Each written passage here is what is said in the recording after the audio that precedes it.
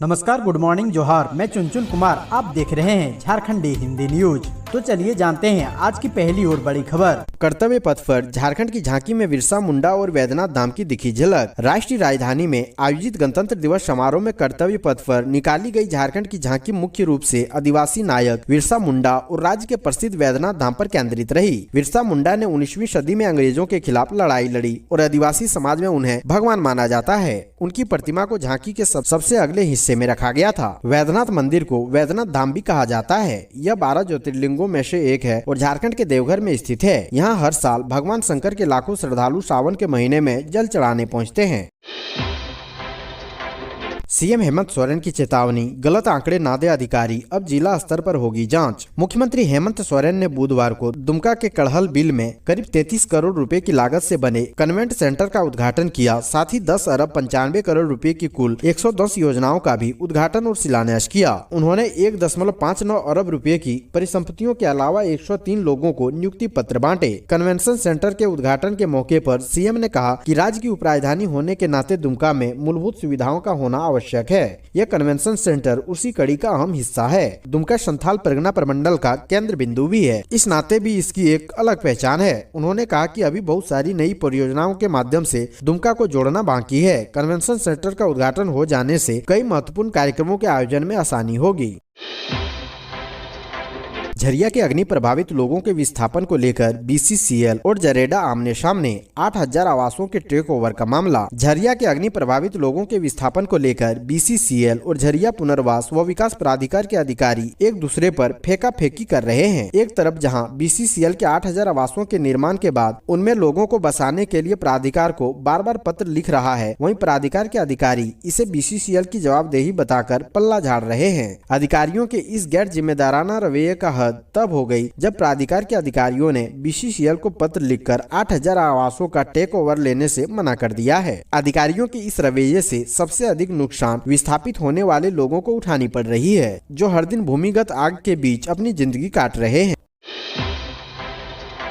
गणतंत्र दिवस पर सीसीएल सीएमडी का बड़ा ऐलान। रांची में बनेगा 200 बेड का super speciality hospital. Central coalfield limited यानी सीसीएल के सीएमडी पीएम प्रसाद ने गणतंत्र दिवस पर कई बड़ी घोषणाएं की है। उन्होंने कहा है कि झारखंड की राजधानी रांची में सीसीएल 200 बेड का सुपर स्पेशलिटी हॉस्पिटल बनाएगा, जहां लोगों को बेहतर चिकित्सा सेवा मिल सकेगी। साथ ही उन्होंने कहा है कि रांची विश्वविद्यालय में कंपनियों की ओर से 5000 लोगों की क्षमता वाली एक विशाल स्टेट लाइब्रेरी भी बनाएगी। श्री प्रसाद रांची के कांके रोड के गांधीनगर कॉलोनी स्थित महात्मा गांधी क्रीड़ांगन में गुरुवार को झंडोत्तोलन करने के बाद गणतंत्र दिवस समारोह को संबोधित कर रहे थे।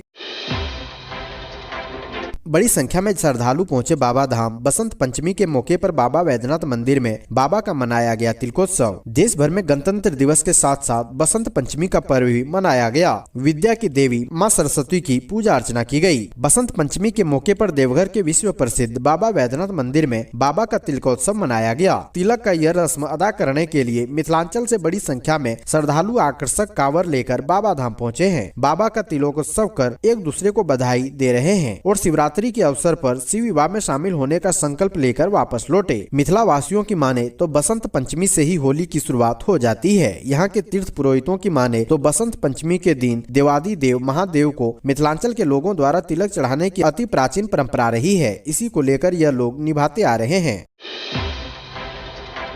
कांग्रेस नेता बंधु तिर्की बोले, ग्रामीण क्षेत्रों में बिजली की हालत खस्ती, बिजली बिल की मोटी रकम से लोग परेशान। झारखंड के पूर्व मंत्री व प्रदेश कांग्रेस के कार्यकारी अध्यक्ष बंधु तिर्की ने कहा है कि ग्रामीण क्षेत्रों में बिजली की हालत खस्ती है। रांची के चानो प्रखंड की विभिन्न पंचायतों एवं गाँवों में कई उपभोक्ताओं को कनेक्शन लगने के साल 2 साल बाद बिजली बिल भेजा जा रहा है और जब ग्रामीण बिजली बिल की मोटी रकम का भुगतान नहीं करते हैं तो उन्हें कनेक्शन काटने और मुकदमा करने की धमकी दी जाती है। वैसे उपभोक्ता भी बड़ी संख्या में है जो 10-20 साल पहले ही दिवंगत हो चुके हैं, पर उनके नाम पर बिल भेजा जा रहा है। उन घरों में रहने वाले लोगों एवं किराएदारों को भुगतान न करने पर मुकदमा करने की चेतावनी दी जा रही है। बंधु तिर्की ने कहा है कि गाँव में शाम 5-6 बजे से लेकर रात्रि लगभग 11 बजे तक बिजली पूरी तरह गायब रहती है। इसके कारण ग्रामीणों का दैनिक कामकाज काफी प्रभावित होता है और ग्रामीणों को न केवल घर या व्यापार के सामान्य कामकाज करने में दिक्कत आती है बल्कि पढ़ाई भी प्रभावित होती है। गिरिडीह में हर्षोल्लास के साथ मना गणतंत्र दिवस। मंत्री बादल पत्रलेख ने झंडा मैदान में किया झंडोत्तोलन।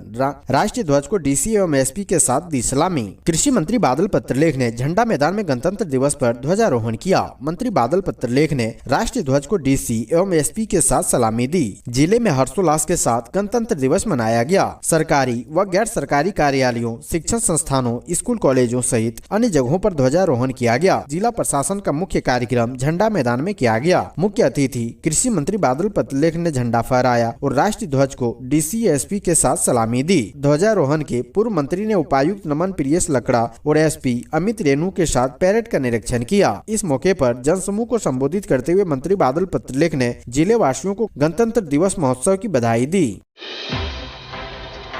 सीएम हेमंत सोरेन ने कहा, नक्सल प्रभावित इलाकों में नौजवानों को स्वरोजगार से जोड़ें। झारखंड के मुख्यमंत्री हेमंत सोरेन ने टाटा कॉलेज मैदान में पश्चिमी सिंहभूम और सिमडेगा की विकास परियोजनाओं की समीक्षा की। इस दौरान उन्होंने अधिकारियों को निर्देश दिया कि नक्सल प्रभावित इलाकों में नौजवानों को स्वरोजगार से जोड़ने के उपाय किए जाए। इस दौरान उन्होंने कहा कि पश्चिमी सिंहभूम और सिमडेगा जिले के नक्सल गतिविधियाँ थोड़ी ज्यादा है। ऐसे में यहाँ विकास को और तेज करने की जरूरत है। नौजवानों को रोजगार या स्वरोजगार से जोड़ने में अधिकारी अपनी जिम्मेदारी को निभाएं ताकि वे भटकाव रास्ते पर ना चले।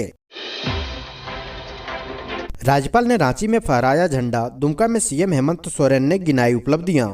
गणतंत्र दिवस पर झारखंड की राजधानी रांची के मोरहाबादी मैदान में आयोजित मुख्य समारोह में राज्यपाल रमेश बैस ने झंडोत्तोलन किया। इस मौके पर उन्होंने पैरेड की सलामी ली। राज्यपाल ने गणतंत्र दिवस के मौके पर राज्यवासियों को संबोधित भी किया। वहीं उप राजधानी दुमका के पुलिस लाइन मैदान में आयोजित मुख्य समारोह में मुख्यमंत्री हेमंत सोरेन ने झंडोत्तोलन किया। झारखंड विधानसभा सचिवालय में विधानसभा अध्यक्ष रविंद्रनाथ महतो ने झंडा फहराया, जबकि झारखंड उच्च न्यायालय, सचिवालय, पुलिस मुख्यालय और सभी सरकारी कार्यालयों में झंडोत्तोलन किया गया। इस मौके पर सार्वजनिक उपक्रमों, स्कूल कॉलेजों, निजी संस्थानों, गली मोहल्लों और घरों में भी लोगों ने झंडोत्तोलन किया। मुख्यमंत्री ने कहा कि सरकार ने 1932 के खतियान के आधार पर स्थानीय व्यक्ति को परिभाषित करने का काम किया। इसके अलावा सरकारी नौकरियों में SC, ST और OBC वर्ग के लिए तय आरक्षण का प्रतिशत बढ़ाने के लिए 2 विधेयकों को पारित कराया है। उन्होंने कहा है कि राज्य सरकार शिक्षा के प्रति सजग और संवेदनशील है। झारखंड के युवाओं को विभिन्न प्रतियोगी परीक्षाओं की तैयारी में सहयोग के लिए उन्हें निःशुल्क कोचिंग की व्यवस्था प्रदान करने के उद्देश्य से